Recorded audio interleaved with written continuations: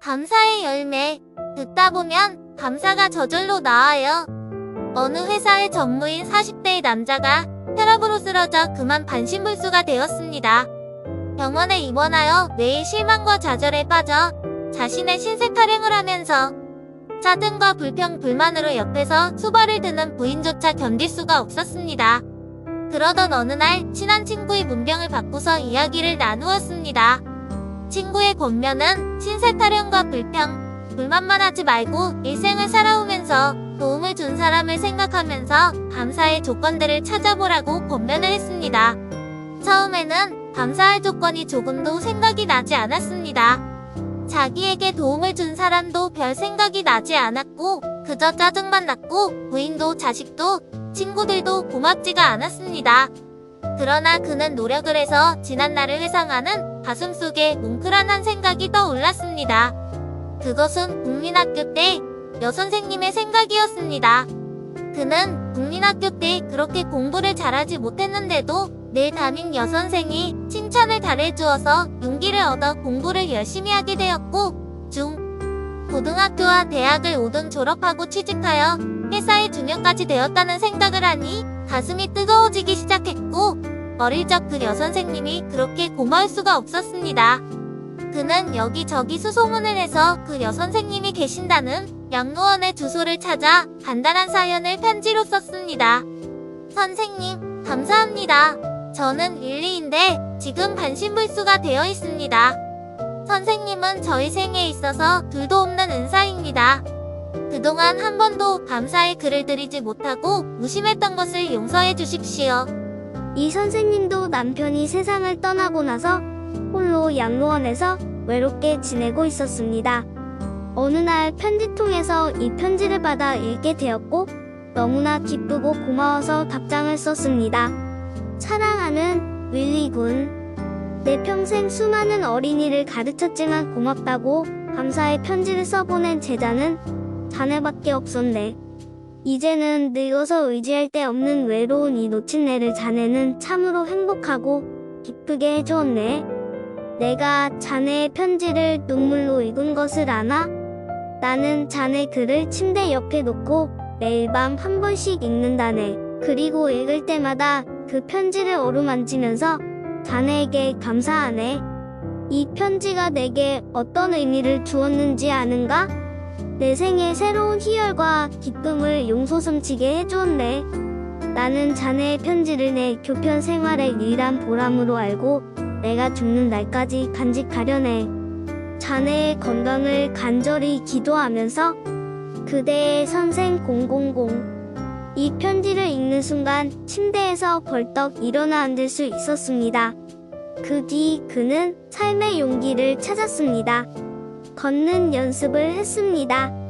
말하는 연습을 했고 재활운동에 사력을 다한 결과 건강이 점점 좋아졌고 다시 직장에 복직하게 되었습니다. 부사장이 되고 사장이 되었습니다. 범사에 감사하라는 구절만큼 잘 알려진 말도 없습니다. 그런데 그것을 정작 행동으로 옮기려면 참으로 어렵습니다. 그 까닭은 바로 이 구절에 범사라는 말이 전제되었기 때문입니다. 큰 사고를 당했거나 난치병으로 사경을 헤맸던 사람들은 한결같이 하는 말이 있습니다. 그것은 무사히 살아있다는 것 자체가 얼마나 감사한 일인지 모른다는 것입니다. 독일의 재무장관을 지낸 마르티 바덴의 이야기입니다. 그는 젊은 시절에 말할 수 없이 궁핍했다고 합니다. 그가 젊었을 때 한 번은 지방 여행을 갔다가 싸구려 여관에 투숙했는데 다음날 아침에 일어나 보니 그의 신발이 없어졌습니다. 당황이 되고 화가 났습니다. 아니, 어떤 놈이 내 신발을 훔쳐간 거야? 아이고, 하나님도 무심하시지. 나같이 가난한 사람의 신발을 도둑질해 가도록 그런 놈을 그냥 두시다니. 그러면서 하나님을 원망했답니다. 나중에 여관 주인이 창고에서 온 구두를 꺼내주면서 젊은이 오늘은 주일인데 나와 같이 교회에 가지 않겠는가 하고 묻습니다. 그래서 이 청년은 여관 주인을 따라 교회에 가게 되었습니다. 그런데 그의 옆자리에 두 다리가 없는 사람이 앉아서 눈물을 흘리며 강력에 차서 찬송을 하고 감사의 기도를 드리고 있더랍니다. 아, 저 사람은 신발을 잃어버린 정도가 아니라 아예 두 다리를 잃었구만. 신발이 있다고 해도 신을 수가 없으니 저 사람에 비하면 나는 얼마나 행복한가? 신발이야 또 사서 신으면 되는 것을. 여기서 젊은 청년 마르티 바데네사의 큰 내적인 변화가 왔습니다. 그는 그 이후로 삶의 상황에 따라 감사하는 자가 아니라 삶 그 자체로서 감사하는 자가 되었습니다.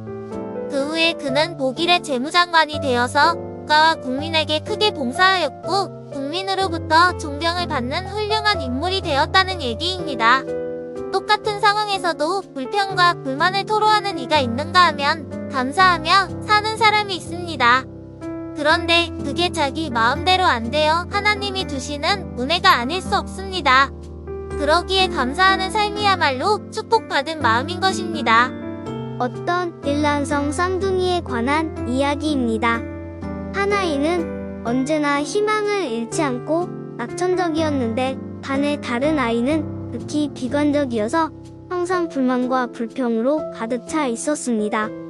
근심에 쌓인 부모가 그 아이들을 심리학자에게 데려갔습니다. 박사님, 어떻게 하면 이 아이들의 성격을 좋은 방향으로 인도해 줄 수 있겠습니까? 심리학자는 그 아이들의 성격을 바로 잡기 위해서 어떤 계획을 부모에게 일러주었습니다. 이번에 돌아오는 아이들의 생일에는 그들을 각자 다른 방에서 생일 선물을 끌어보게 하십시오. 비관적인 아이에게는 당신들의 능력이 닿는 대로 가장 좋은 선물을 주도록 하시고 낙천적인 아이에게는 말똥을 한 상자 주도록 하십시오. 아이들의 부모는 이러한 제안을 따라서 실천했습니다. 그리고는 그 결과를 주의 깊게 살펴보았습니다. 부모가 비관적인 아이의 방을 가만히 엿보니 이런 불평 소리가 새어나왔습니다. 아큐, 이 컴퓨터 색깔이 이게 뭐야?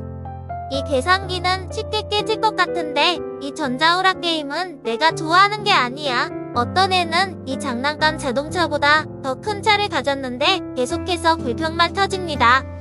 그들은 조용히 복도를 걸어가서 낙천적인 아이가 있는 방을 엿보았습니다.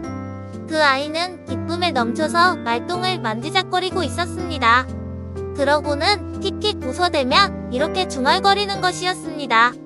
엄마, 아빠가 나를 놀리신 거야. 이렇게 많은 말똥을 어디서 구하셨겠어? 아마 내 생일 선물로 준비하신 조랑말이 있는 데서 가져오신 것이 틀림없어. 이 아이는 계속해서 싱글벙글 하더랍니다. 참으로 감사하는 마음은 아무나 할 수 있는 게 아닙니다. 그래서 감사는 믿음의 열매입니다. 축복받은 마음입니다. 더 큰 감사를 불러드리는 마음인 것을 알 수 있습니다. 어떤 환경이나 조건으로 인하여 드리는 감사가 아니라 하나님께서 나를 구원해 주신 은혜, 그것 하나만으로도 감사가 넘치고 찬양이 넘치는 삶이 되시길 바랍니다.